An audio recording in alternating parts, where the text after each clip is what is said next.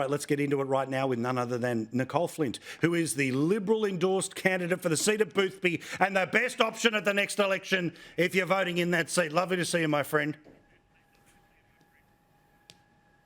Great to see you too. James Ashby, the best option on the ballot in the seat of Yabun at the upcoming Queensland election. Back him in if you're in that part of Australia. Lovely to see you, sir. Good to see you too, Paul, and happy Mother's Day to my mum and my two grandmothers, that's Val and Anne, and a big thank you as well to all the mothers who've given up their time to look after my grandfather who's in Dove House in Caloundra. It'll be his last show tonight as well, Paul. You'll lose an audience member, I'm afraid. Oh, mate, I'm sorry. Yeah, I'm really he's sorry. Wonderful grandfather. Oh, strength and love to the whole family, he's lived mate. 91 good years. Good stuff, Yeah. good stuff. Well, strength and love. I appreciate the support from him and the family in general. And Christy McSweeney, well, she was absolutely the best option on the ballot paper at last year, the 2022 election. So we can all go back in a time machine there. In the meantime, you can go say good day to her at the PR Council. Lovely to see you, my friend. Thank you for having me. Now, yes, exactly. Now I'm completely impartial. Yeah. All right. So I've got to say, I giggle every year in the lead up to the budget because I remember the types of people, and when I first started doing them a little while ago, you know, when all the wankers get together and they all go, oh, it's like sitting our HSC again. No, it's not. They all sit around. They're basically handed a whole bunch of press releases. Then they all go and copy each other's homework over 7 hours. And then, surprise, surprise, everyone comes out with tax windfall. It's only after normal people outside of the bubble get the chance to look at it and go, hang on, $35 a week?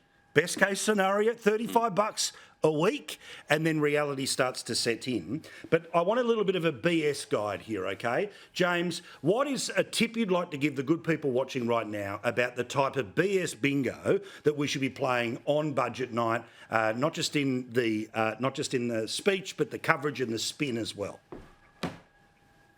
Well, sadly, when you go into a lockup, the Labor Party's talking points have already been delivered outside while you're locked away for several hours, and you don't get out until I think it's around 5 o'clock in the afternoon. So just before the Treasurer himself delivers his wonderful speech. Oh.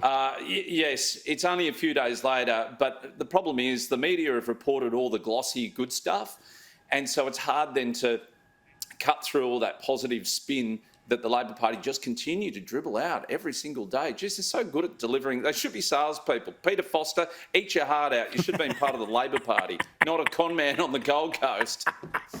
Now, Nicole, again, you've seen plenty. Ones you've liked, ones you haven't liked. But still, again, what's the advice you have for normal people about, okay, when they're saying this, they really mean that?